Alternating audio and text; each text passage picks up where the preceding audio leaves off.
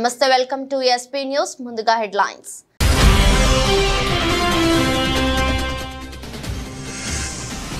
ఆర్థిక మంత్రిగా బాధ్యతలు స్వీకరించిన నిర్మలా సీతారామన్ కొత్త ప్రభుత్వంలో మొదటి బడ్జెట్ను రూపొందించే బృహత్తర బాధ్యత.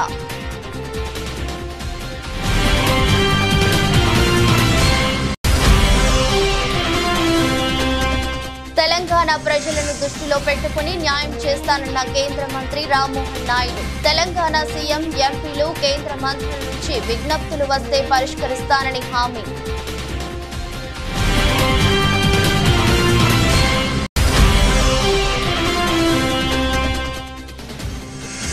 ఆంధ్రప్రదేశ్ రాష్ట్ర ముఖ్యమంత్రిగా ప్రమాణ స్వీకారం చేసిన నారా చంద్రబాబు నాయుడు. చంద్రబాబుతో ప్రమాణం చేయించిన రాష్ట్ర గవర్నర్ అబ్దుల్ నజీర్.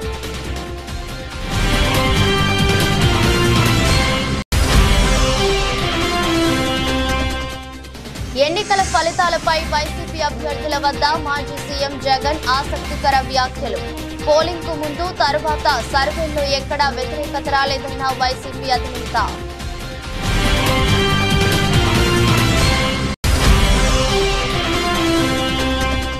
తొర్రూరులో ప్రపంచ బాల కార్మిక వ్యతిరేక దినం సందర్భంగా అవగాహన సదస్సు. బాల కార్మికుల చట్టాలపై ప్రజలందరూ అవగాహన కలిగి ఉండాలన్న జూనియర్ సివిల్ జడ్జి సరిత.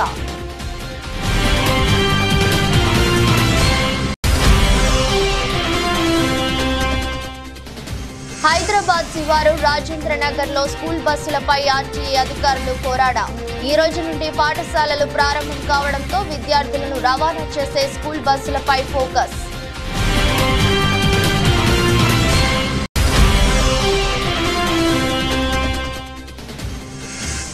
దర్జాగా సూపర్ 8 లోకి ప్రవేశించిన ఆసీస్. నమీబియాపై 9 వికెట్ల తేడాతో ఆస్ట్రేలియా ఘన విజయం.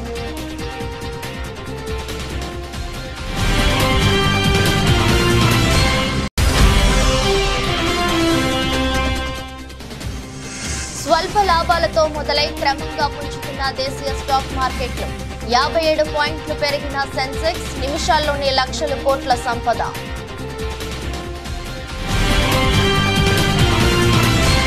మోదీ 3.0 ప్రభుత్వంలో కీలక శాఖలైన రక్షణ, హోం, ఆర్థిక, విదేశీ వ్యవహారాల శాఖలు బీజేపీ చేతిలోనే ఉన్నాయి. ఈ శాఖలను పాత మంత్రులకే ప్రధాని మోదీ అప్పగించడం జరిగింది. మోదీ 2.0లో ఆర్థిక మరియు కార్పొరేట్ వ్యవహారాల మంత్రిగా పనిచేస్తున్న నిర్మలా సీతారామన్ కు మోదీ 3.0 హయాంలోనూ అదే పోర్టుఫోలియో దక్కింది. దీంతో ఆమె బుధవారం ఉదయం ఆర్థిక మంత్రిగా బాధ్యతలు స్వీకరించారు. ఇక తన ఆఫీస్ కు వచ్చిన నిర్మలమ్మను అక్కడి సిబ్బంది పూల బొకేలతో స్వాగతించారు. అనంతరం ఆమె నార్త్ బ్లాక్ లో ఆర్థిక శాఖ మంత్రిగా బాధ్యతలు చేపట్టారు.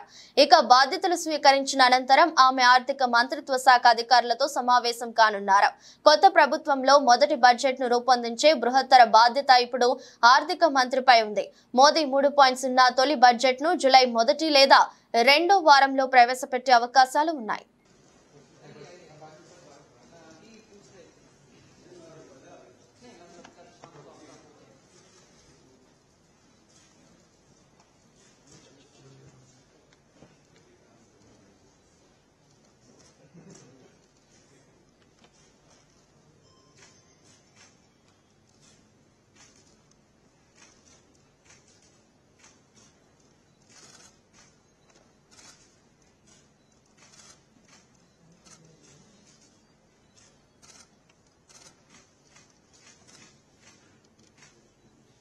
తెలంగాణ ప్రజలను దృష్టిలో పెట్టుకుని తాను ఆ ప్రాంతానికి న్యాయం చేసే ప్రయత్నం చేస్తానని కేంద్ర మంత్రి టీడీపీ నేత రామ్మోహన్ నాయుడు అన్నారు. ఆయన మీడియాతో మాట్లాడుతూ తెలంగాణ ఎంపీలు, కేంద్ర మంత్రులు, తెలంగాణ ముఖ్యమంత్రి ఇలా ఎవరి నుంచి తనకు విజ్ఞప్తులు వచ్చినా మరో ఆలోచన లేకుండా ఆ ప్రాంతానికి న్యాయం చేసే ప్రయత్నం చేస్తానని హామీ ఇచ్చారు. తన సహకారంతో తెలంగాణలో అభివృద్ధి కార్యక్రమాలు చేపడతామని కేంద్ర మంత్రి కిషన్ రెడ్డి అన్నారని ఇది తనకు ఎంతో సంతోషాన్ని ఇచ్చిందన్నారు. తెలుగు రాష్ట్రం నుంచి కూడా కొన్ని డిమాండ్స్ వరంగల్ ఎయిర్పోర్ట్ కావచ్చు, కొత్తగూడెం ఇలాంటివి. ఎందుకంటే తెలంగాణలో హైదరాబాద్ తప్ప ఇంకో ఎయిర్పోర్టే లేదు. నాకు కూడా చాలా ఆనందం అనిపించింది. ఈరోజు మన న్యూస్లో కూడా చూశాను, కిషన్ రెడ్డి గారు ఆల్రెడీ మా తెలంగాణ రాష్ట్రానికి కూడా మన సోదరుడు రామ్మోహన్ తాలూకా సహకారం తీసుకొని చాలా కార్యక్రమాలు చేయాలని, ఆ అనుబంధం ఎప్పుడు కూడా మనం కొనసాగించాలి. ఈ సివిల్ ఏవియేషన్ మినిస్ట్రీ ద్వారా అది కొనసాగించే అవకాశం దక్కింది. మా తెలంగాణ ప్రజలకు కూడా నేను చేరువయ్యే అవకాశం దక్కింది. కాబట్టి నేను తెలంగాణ మీద కూడా దృష్టి పెడతాను. అక్కడ ఉన్నటువంటి సమస్యలు, మరి మాకున్నటువంటి సహచార మంత్రివర్గం కానీ లేకపోతే అక్కడ ముఖ్యమంత్రి గారు కానీ వాళ్ళ తరపున కూడా ఏది వచ్చినా సరే ఎక్కడ కూడా ఎటువంటి భేదాలు పెట్టుకోకుండా తెలంగాణ ప్రజల్ని దృష్టిలో పెట్టుకొని ఆ ప్రాంతానికి కూడా న్యాయం చేయడానికి ఖచ్చితంగా ఇచ్చేస్తాను. ఆంధ్రప్రదేశ్ ముఖ్యమంత్రిగా నారా చంద్రబాబు నాయుడు ముఖ్యమంత్రిగా ప్రమాణ స్వీకారం చేశారు. రాష్ట్ర గవర్నర్ అబ్దుల్ నజీర్ చంద్రబాబుతో ప్రమాణం చేయించారు. విజయవాడలోని కేసరపల్లి సమీపంలో ఏర్పాటు చేసిన కార్యక్రమంలో భారీ జనసందోహం మధ్య చంద్రబాబు సీఎంగా ప్రమాణ స్వీకారం చేశారు. కేసరపల్లిలో జరిగిన ఈ కార్యక్రమానికి ప్రధాని నరేంద్ర మోదీ, హోంమంత్రి అమిత్ షా సహా పలువురు ప్రముఖులు, వేల మంది అభిమానులు హాజరయ్యారు. నేను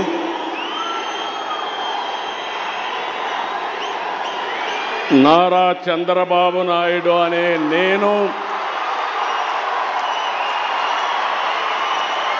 శాసనం ద్వారా నిర్మితమైన భారత రాజ్యాంగం పట్ల నిజమైన విశ్వాసం, విధేయత చూపుతానని, భారతదేశ సార్వభౌమాధికారాన్ని, సమగ్రతను కాపాడుతానని, ఆంధ్రప్రదేశ్ రాష్ట్ర ముఖ్యమంత్రిగా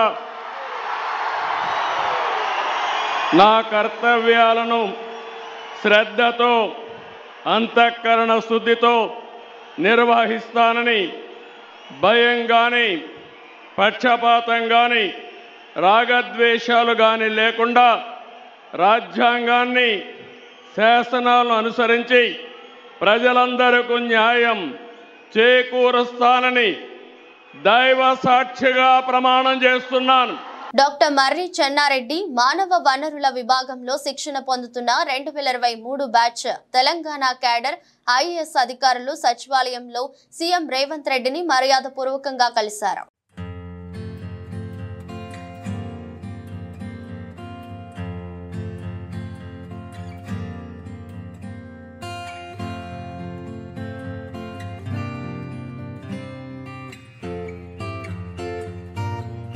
ఏపీ అసెంబ్లీ ఎన్నికల ఫలితాలపై మాజీ సీఎం వైఎస్ఆర్సీపీ అధినేత వైఎస్ జగన్మోహన్ రెడ్డి ఆసక్తికరమైన వ్యాఖ్యలు చేశారు. ఎన్నికలకు ముందు ఎక్కడా ప్రభుత్వంపై వ్యతిరేకత కనిపించలేదని, కానీ ఫలితాలు మాత్రం విభిన్నంగా వచ్చాయని వ్యాఖ్యానించారు. పోలింగ్ కు ముందు, అనంతరం రాష్ట్ర వ్యాప్తంగా సర్వే చేయించామని, 17 లక్షల శాంపిల్స్ తీసుకున్నామని వెల్లడించారు. వైసీపీ కార్యకర్తలను తెలుగుదేశం పార్టీ నాయకులు ఇబ్బంది పెడుతున్నారని వైఎస్ జగన్ వ్యాఖ్యానించారు. నష్టపోయిన కార్యకర్తలను తాను పరామర్శిస్తానని భరోసా ఇస్తానని పార్టీ నాయకులకు జగన్ వెల్లడించారు. కార్యకర్తలపై దాడులను అంతా కలిసి ఎదుర్కోవాలని, జిల్లా స్థాయిలో టీంగా నిలవాలని, కార్యకర్తలకు అండగా ఉండి ఆదుకోవాలని నేతలకు దిశానిర్దేశం చేశారు. ఇక ఎన్నికల్లో పార్టీకి 40% ఓటింగ్ వచ్చిందని, పార్టీ నేతలంతా ప్రజల మధ్యనే ఉండాలని జగన్ సూచించారు. ఆంధ్రప్రదేశ్ రాష్ట్ర మంత్రిగా జనసేన అధ్యక్షుడు పవన్ కళ్యాణ్ ప్రమాణం చేశారు. ఆంధ్రప్రదేశ్ గవర్నర్ అబ్దుల్ నజీర్ కేసరపల్లి సభా వేదికపై పవన్ తో ప్రమాణం చేయించారు. ప్రమాణం పూర్తయ్యాక వేదికపై ఉన్న చంద్రబాబు దగ్గరికి వెళ్లిన పవన్ కళ్యాణ్ ఆయనతో కరచాలనం చేశారు. ఈ సందర్భంగా పవన్ ను చంద్రబాబు అభినందించారు. ఆపై వేదికపై ఉన్న గవర్నర్, ఇతర ప్రముఖులకు ఆంధ్రప్రదేశ్ మంత్రి పవన్ కళ్యాణ్ నమస్కరించారు. అన్న చిరంజీవికి పాదాభివందనం చేసి ఆయన ఆశీర్వాదం తీసుకున్నారు. నేను కొణిదెల పవన్ కళ్యాణ్ అనే నేను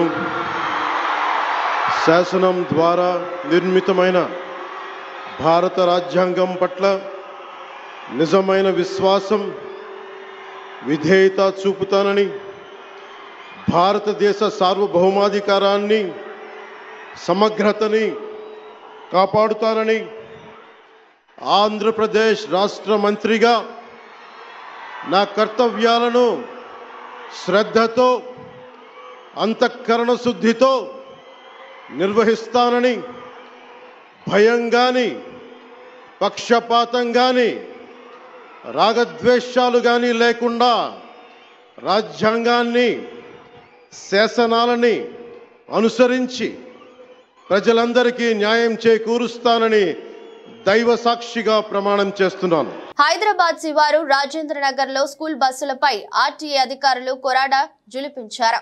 ఈ రోజు నుండి పాఠశాలలు ప్రారంభం కావడంతో విద్యార్థులను రవాణా చేసే స్కూల్ బస్సులపై ఫోకస్ పెట్టారు.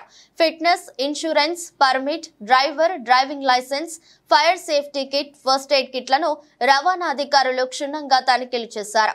పలు బస్సులు రంగారెడ్డి జిల్లా రవాణా శాఖ అధికారులు సీజ్ చేశారు. రాజేంద్ర నగర్, శంషాబాద్, మొయినాబాద్, శేరిలింగంపల్లితో పాటు పలు చోట్ల అధికారుల బృందం విస్తృత సోదాలు నిర్వహిస్తున్నారు.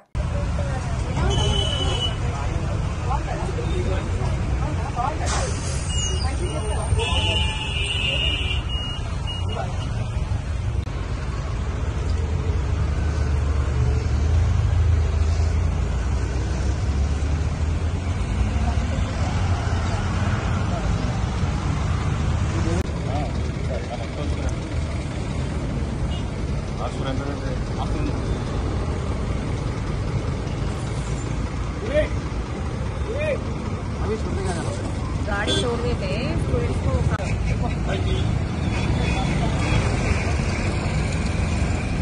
టీడీపీ జాతీయ ప్రధాన కార్యదర్శి మంగళగిరి ఎమ్మెల్యే నారా లోకేష్ ఏపీ మంత్రిగా ప్రమాణ స్వీకారం చేశారు. ముఖ్యమంత్రిగా చంద్రబాబు ప్రమాణ స్వీకారం అనంతరం ఏపీ నూతన మంత్రులు ప్రమాణ స్వీకారం చేశారు. నారా లోకేష్ తండ్రి చంద్రబాబుకు పాదాభివందనం చేసి ఆశీస్సులు అందుకుని ప్రమాణ స్వీకారం చేశారు.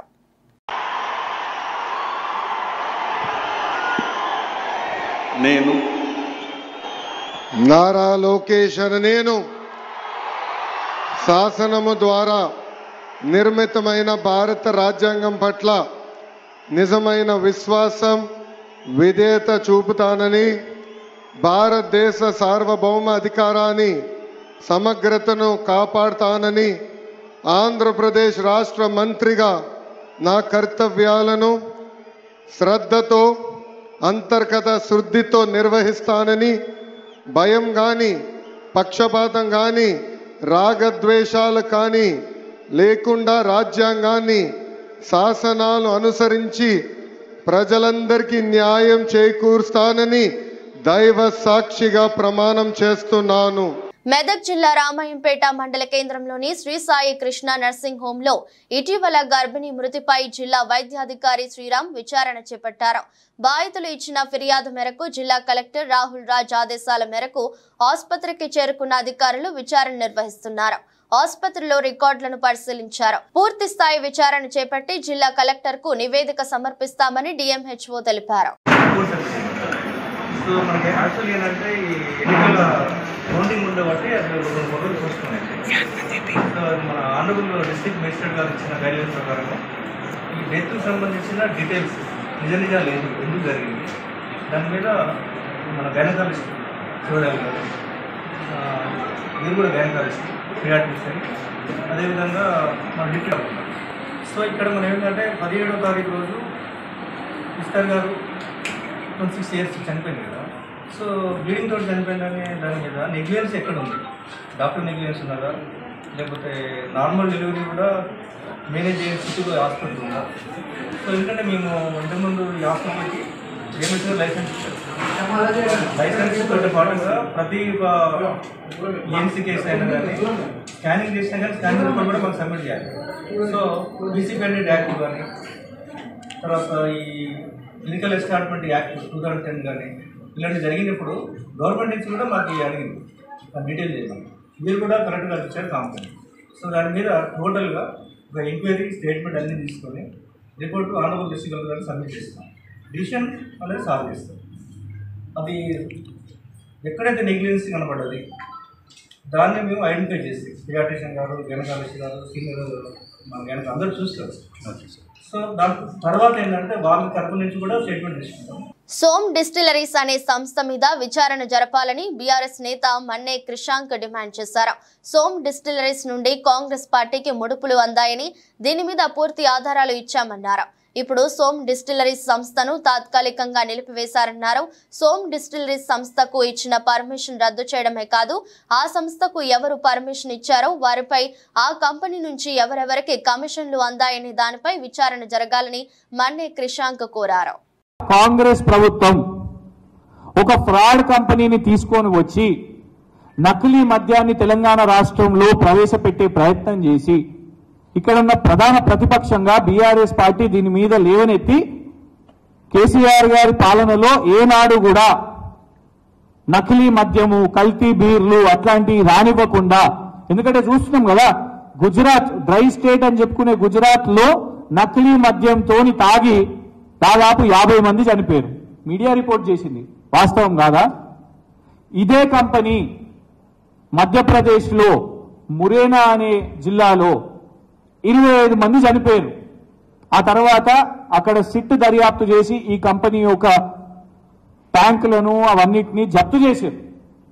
అట్లాంటి కంపెనీని మంత్రి గారు ఫస్ట్ వస్తలేదు, ప్రతిపాదన లేదని, ఆ తర్వాత నాకు సమాచారం లేదు, నాకు సమాచారం లేకుండానే అధికారులే తెచ్చిరని, ఆ తర్వాత అధికారికంగా చాలా గొప్ప కంపెనీ ఇది, చాలా ప్రెస్టీజు ఈ సోమ్ డిస్టిలరీస్ అనే సంస్థ, వాళ్ళు తెచ్చే కల్తీ బీరు తెస్తే మా కాంగ్రెస్ ప్రభుత్వానికి రాష్ట్రానికి చాలా గొప్ప జరుగుతుంది, ఇది మా ఘనత అని రాసి ఇవాళ సింపుల్ గా రద్దు చేస్తున్నామంటే మరి విచారణ ఏముండదా? ఎందుకంటే ఈ కంపెనీకి కాంగ్రెస్ పార్టీకి ఫైనాన్షియల్ ట్రాన్సాక్షన్స్ జరిగినాయని కూడా మేము బహిర్గతం చేసినాం. ఆలమూరు మండలం చెముడులంక గ్రామంలో వైఎస్ఆర్ కాంగ్రెస్ పార్టీ ఆలమూరు మండల కన్వీనర్ తమ్మన శ్రీనివాస్ ఇంటి వద్ద నిర్వహించిన మీడియా సమావేశంలో మాజీ ఎమ్మెల్యే కొత్తపేట నియోజకవర్గ వైఎస్ఆర్ కాంగ్రెస్ పార్టీ సమన్వయకర్త చిర్ల జగ్గిరెడ్డి మాట్లాడుతూ గెలుపును ఆస్వాదించడం అందరూ చేస్తారని, దానిని మేము కూడా స్వాగతిస్తున్నామని, ప్రజాస్వామ్యంలో ప్రజల ఆకాంక్షలు నెరవేర్చుతారని, అధికారం ఇస్తారని కూటమి నాయకులు అది మరిచి అధికారం వచ్చింది కదా అని గ్రామాలలో శిలాఫలకాలు ధ్వంసం చేయడం, బాణసంచా బాంబులు వైఎస్ఆర్ కాంగ్రెస్ పార్టీ నాయకులు కార్యకర్తల గృహాల్లోకి వెళ్లి వారి కుటుంబాలలో స్త్రీలు చిన్నపిల్లలను భయభ్రాంతులకు గురి చేయడం చేస్తున్నారని, ఏదైనా మితిమీరితే ప్రమాదమని గుర్తెరగాలని చిర్లా హితవు పలికారు. మా కార్యకర్తలు నాయకుల జోలికి వస్తే చేతులు ముడుచుకొని కూర్చునే పరిస్థితి ఉండదని హెచ్చరించారు. కానీ కొత్తపేట నియోజకవర్గంలో 5 సార్లు పోటీ చేస్తే నేను 3 సార్లు గెలిచాను. ఇప్పుడు కూడా ఊరేగింపులు కూడా పెట్టాల.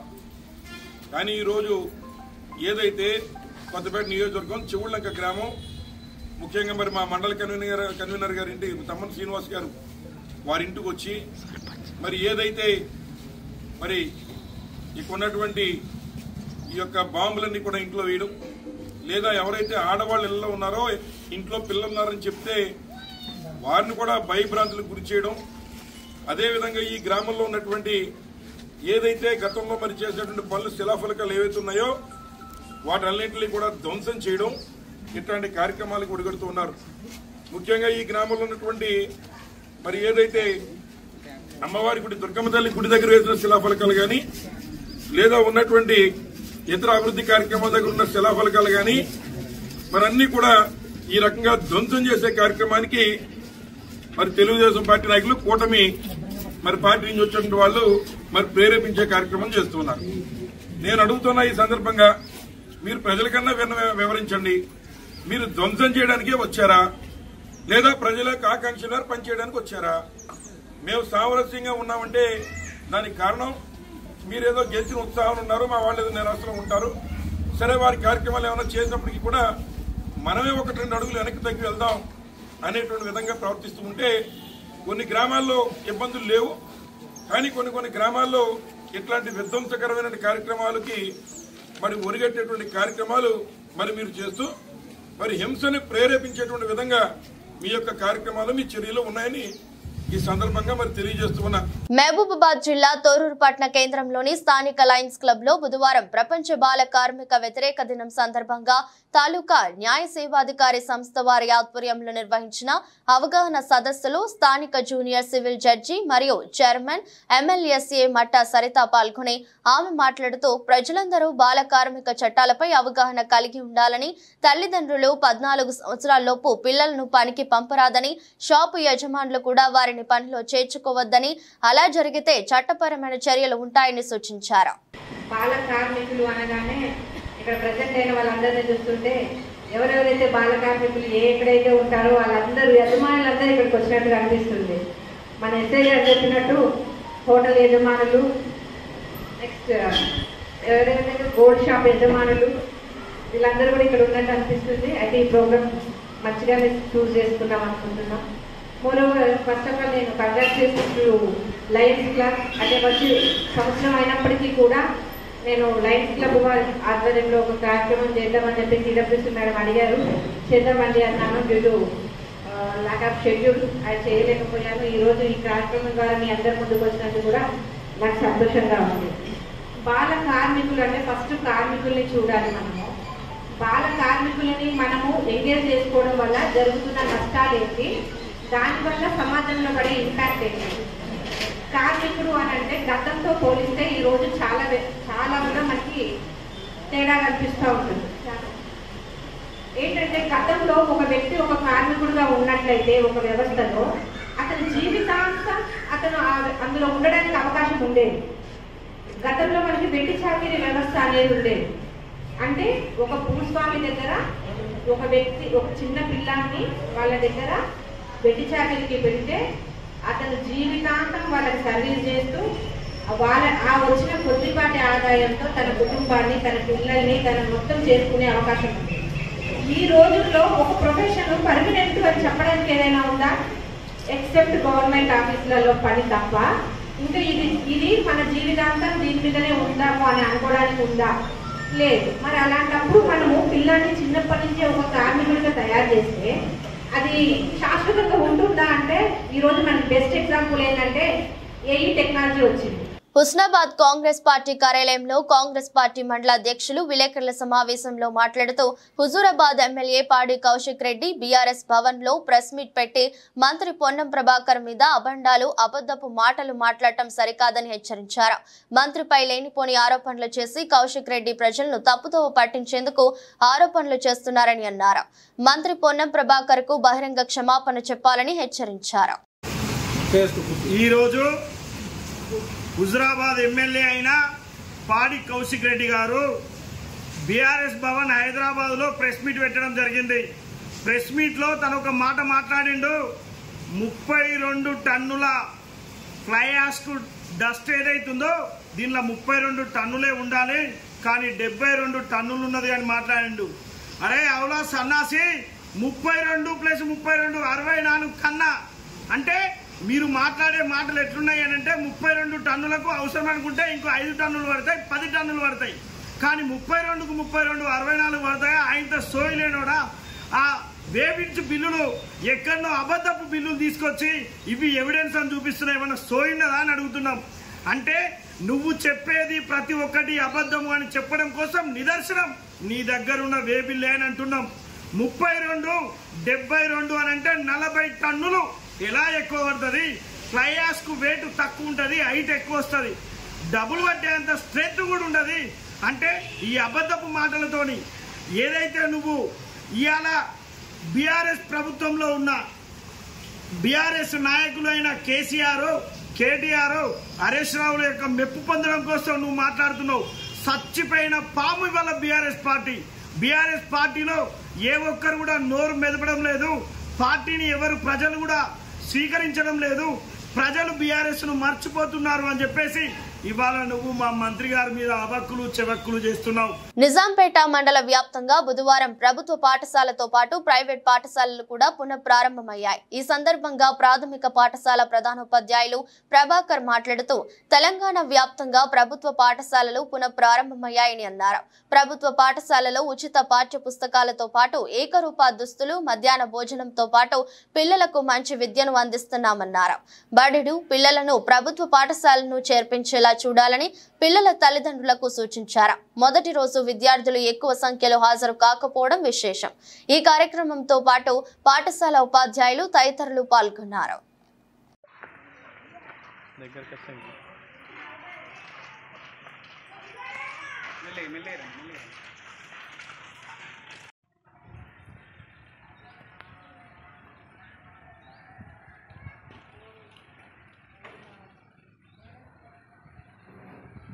మిచెల్ మార్ష్ నాయకత్వంలోని ఆస్ట్రేలియా జట్టు టీ20 వరల్డ్ కప్ లో సూపర్ 8 దశలోకి ప్రవేశించింది. నమీబియాతో జరిగిన గ్రూప్ బి లీగ్ మ్యాచ్ లో ఆసీస్ 9 వికెట్లతో ఘన విజయం సాధించింది. తొలుత నమీబియాను 17 ఓవర్లలో 72 పరుగులకే చుట్టేసిన కంగారులు 73 పరుగుల లక్ష్యాన్ని 5.4 ఓవర్లలోనే ఛేదించారు. ఈ క్రమంలో ఆసీస్ జట్టు కేవలం 1 వికెట్ మాత్రమే కోల్పోయింది. 8 బంతుల్లో 20 పరుగులు చేసిన వార్నర్ వీస్ బౌలింగ్ అవుట్ అయ్యాడు. మరో opener Travis head 34 not out, captain Mitchell Marsh 18 not out మిగతా పని పూర్తి చేశారు. కాగా గ్రూప్ దశలో ఆస్ట్రేలియాకు ఇది వరుసగా 3వ విజయం. తద్వారా 6 పాయింట్లతో సూపర్ 8కి అర్హత సాధించింది. ఇదే గ్రూప్ లో ఉన్న ఇంగ్లాండ్ 2 మ్యాచ్ల్లో 1 ఓటమితో అవకాశాలను సంక్లిష్టం చేసుకుంది. స్కాట్లాండ్ 3 మ్యాచ్ల్లో 2 విజయాలతో ఆసీస్ తర్వాత స్థానంలో ఉంది. దేశీయ స్టాక్ మార్కెట్లు బుధవారం స్వల్ప లాభాలతో మొదలై క్రమంగా పుంజుకున్నాయి. ఈ క్రమంలో మొదటి గంటలోనే మార్కెట్ మంచి వృద్ధిని నమోదు చేసింది. ఈ నేపథ్యంలో నిఫ్టీ 23,419 పాయింట్ల వద్ద సరికొత్త రికార్డు స్థాయికి చేరుకుంది. నిఫ్టీ 50 తాజా జీవితకాల గరిష్ట స్థాయిని స్కేల్ చేయడంతో దేశీయ స్టాక్లు మంచి పెరుగుదలను చూశాయి. దీంతో పాటు ఉదయం 11 గంటల సమయంలో బ్యాంక్ నిఫ్టీ 478 పాయింట్లు పెరుగ్గా సెన్సెక్స్ 557 పాయింట్లు ఎగబాకింది. దీంతో పాటు నిఫ్టీ మిడ్ క్యాప్ సూచీ కూడా 504 పాయింట్లు లాభపడింది. బ్యాంకులు, ఫైనాన్షియల్, ఐటీ, మెటల్ షేర్లు లాభపడటం ఈ భారీ పెరుగుదలకు సపోర్ట్ ఇచ్చాయి. ఈ క్రమంలోనే బీఎస్సీ సెన్సెక్స్ 500 పాయింట్లకు పైగా ఎగబాకి 76,968 వద్ద గరిష్ట స్థాయికి చేరుకుంది. దీంతో దేశీయ స్టాక్ మార్కెట్ల పెరుగుదలతో దాదాపు కొన్ని నిమిషాల వ్యవధిలోనే మదుపర్లు 2.8 లక్షల కోట్లను సంపాదించారు. ఈ క్రమంలో బీఎస్సీ మార్కెట్ క్యాపిటలైజేషన్ విలువ 429.83 లక్షల కోట్లకు చేరుకుంది. వార్తలు ముగించే ముందు మరోసారి హెడ్లైన్స్.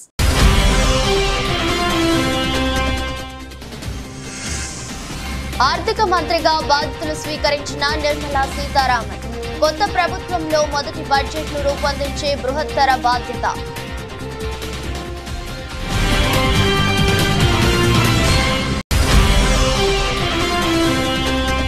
తెలంగాణ ప్రజలను దృష్టిలో పెట్టుకుని న్యాయం చేస్తానన్న కేంద్ర మంత్రి రామ్మోహన్ నాయుడు. తెలంగాణ సీఎం, ఎంపీలు, కేంద్ర మంత్రుల నుంచి విజ్ఞప్తులు వస్తే పరిష్కరిస్తానని హామీ.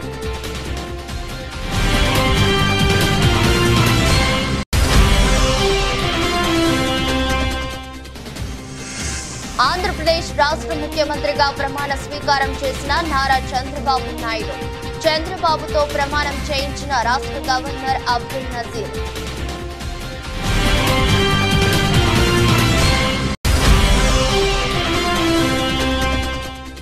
ఎన్నికల ఫలితాలపై వైసీపీ అభ్యర్థుల వద్ద మాజీ సీఎం జగన్ ఆసక్తికర వ్యాఖ్యలు.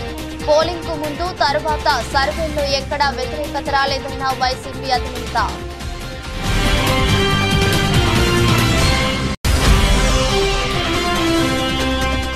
తొర్రూరులో ప్రపంచ బాల కార్మిక వ్యతిరేక దినం సందర్భంగా అవగాహన సదస్సు. బాల కార్మికుల చట్టాలపై ప్రజలందరూ అవగాహన కలిగి ఉండాలన్న జూనియర్ సివిల్ జడ్జి సరిత.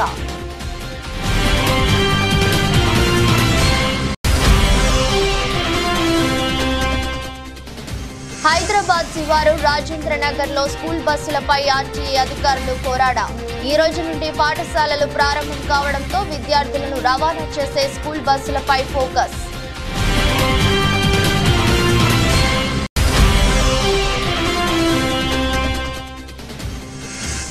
దర్జాగా సూపర్ 8 లోకి ప్రవేశించిన ఆసీస్.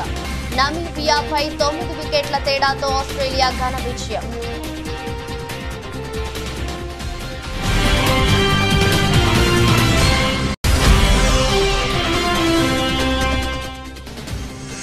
స్వల్ప లాభాలతో మొదలై క్రమంగా పుంజుకున్న దేశీయ స్టాక్ మార్కెట్లు. 57 పాయింట్లు పెరిగిన సెన్సెక్స్, నిమిషాల్లోనే లక్షల కోట్ల సంపద.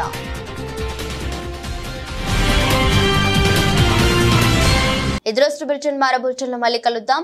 అంతవరకు సెలవు, నమస్కారం.